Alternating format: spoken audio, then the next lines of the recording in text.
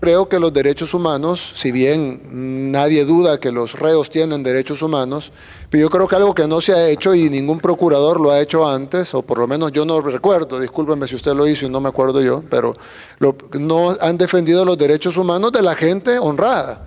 Generalmente defienden como que todo el enfoque de derechos humanos internacional o de las ONGs incluso está enfocado en los derechos de los delincuentes, que tienen derechos. Nadie dice que los delincuentes no tienen derechos, pero ¿por qué el enfoque es siempre en los derechos de los delincuentes? Y la gran mayoría de la gente honrada,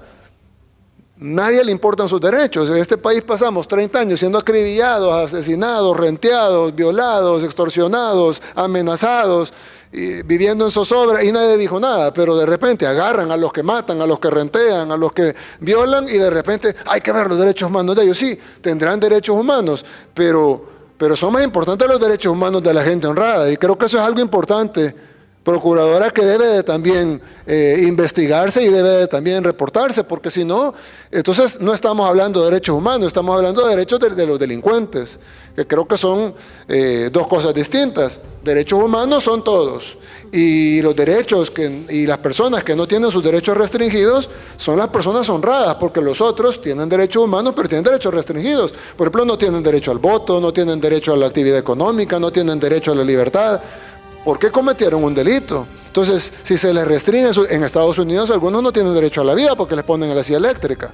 Entonces, si se pueden restringir algunos derechos humanos tan fundamentales como el derecho a la vida, en el caso de los países que tienen pena de muerte, ¿por qué en el caso de los países pobres o en el caso de los países en vías de desarrollo del tercer mundo están encima que los delincuentes deben de tener derechos, pero cuando hablamos de los derechos de la población, ahí todo el mundo se queda callado y ahí ya no importa y lo que tenemos que hacer es seguir velando por los derechos de los delincuentes? Entonces, si bien nosotros vamos a respetar los derechos de los delincuentes y lo estamos haciendo y lo hemos estado haciendo todo este tiempo, pero nuestra prioridad va a ser los derechos de la población honrada, que son los que no tienen sus derechos restringidos porque no cometieron delito.